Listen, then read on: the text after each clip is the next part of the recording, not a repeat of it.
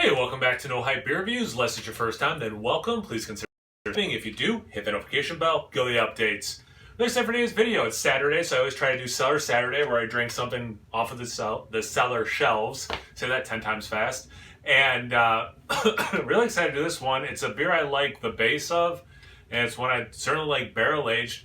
It is Sierra Nevada's Narwhal. It's 2015, so somewhere in that 5 to 6 range in terms of years.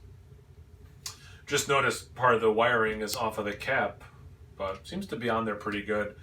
So this one says 2015. I have 2 of these bottles, so that's one of the reasons I chose this one. But also I was too lazy. One of the other bottles I have up there does not have the year right here.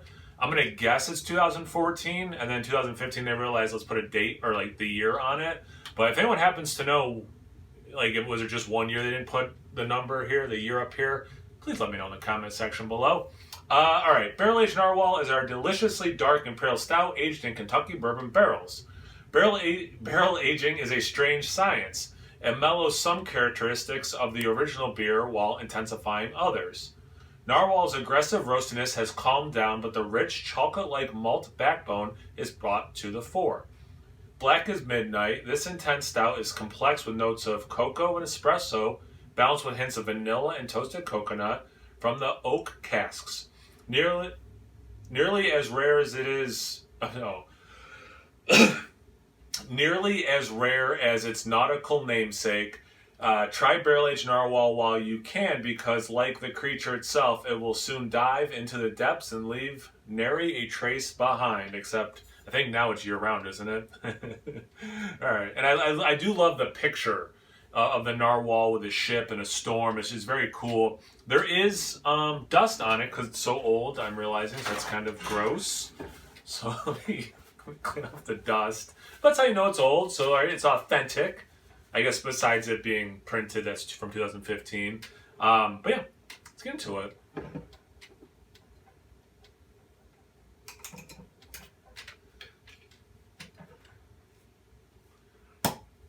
So that came off nice and easy. Oh, wait, what? Smell the cork?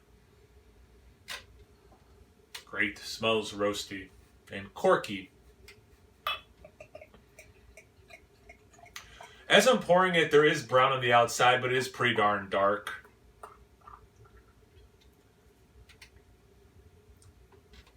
Hey, a clean glass. Look at me. So, I feel like I'm going to knock it over. Just under a finger, maybe even like, I don't know, 3/4 of a finger of head. It's going away somewhat quickly.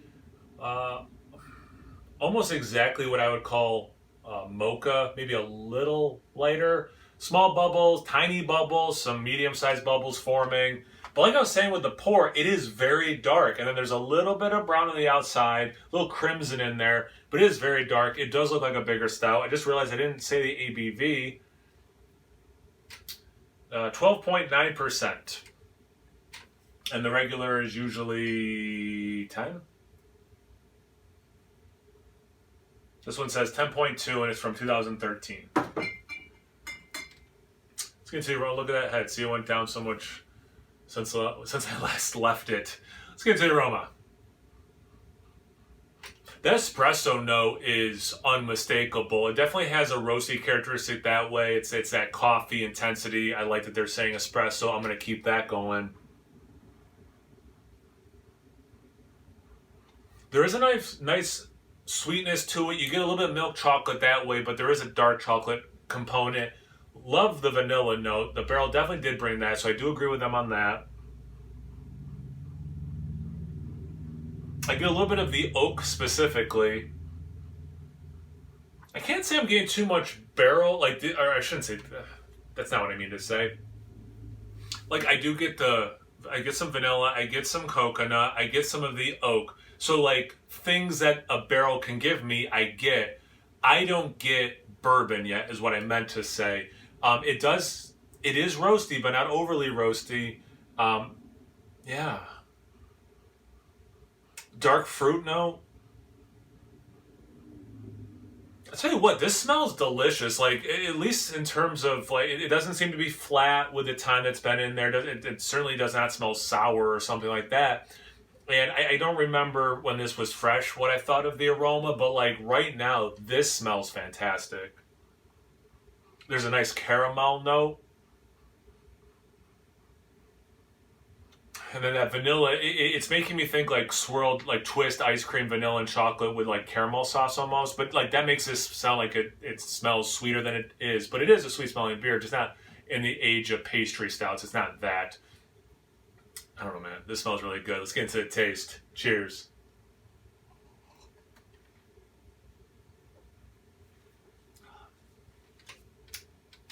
That's wonderful.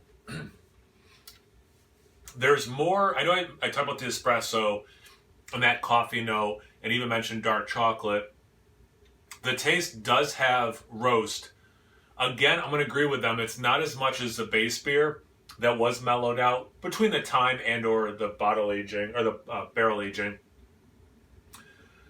But it is there, and it's lovely because it brings a really nice balance to those sweet things that are coming across from the aroma into the taste. You get that milk chocolate, but then you're getting the dark chocolate. You do get the coffee-ish notes. It's a little bit more intense on the aroma for coffee, whereas in the taste, it is more like, oh yeah, this is a beer that, or like a stout that has bitterness to it from the roasted malt. It does have some of the vanilla, has a little bit of coconut, not as much as I thought I would get based on the aroma. That caramel thing, also a little bit in there. So again, it's like desserty, but not how a lot of people, myself included, maybe would think of it today because of how beer has changed since 2015 with the, with pastry stouts and whatnot. But I've said this before in similar beer reviews, it's kind of like a refined pastry stout that way because it has those notes. They're just more muted, organic, where it's not like, oh, we put a chocolate cake in this beer and that's why it tastes like chocolate cake. And I love beers like that, not talking trash about it, but you're like getting those notes from the beer itself and the barrel, and that's it,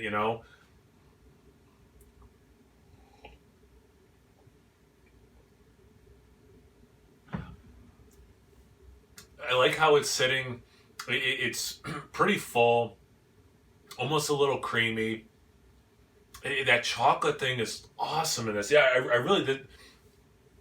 The roastiness mixing with that sweetness, it's really hitting in the right way. Man, yeah, this is drinking like so fantastic. Like I cannot be more amped on how this is right now out of the bottle. Like I there's nothing I could ask for more. A lot of the flavors are rounded and melding together and working so well together, yet you do get individual things, which is awesome.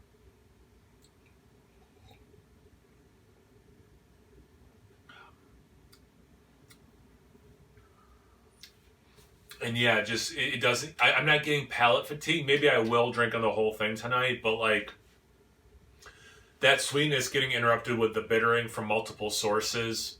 And the sweetness seems to be coming from multiple sources and making you think different sweet items. There's a lot of complexity that way. I hope I did a good job of explaining that part of it. I know some people get triggered if you say complexity, but they don't describe it enough. So I hope I did. But yeah, I mean, this has that, and then that complex bitterness comes in, complementing and cutting through the complex sweet notes. Yeah, this is just killer. Wow. Thanks for watching. Check me out. Oh, any comments, thoughts, anything, comment section below. Have you had this beer before? The base beer, aging it, anything, everything down below. Thanks for watching. Check me out on Instagram and Untapped. There's no hype beer reviews of both those places. So always please like, comment, subscribe, and most importantly, imbibe. Cheers, everyone.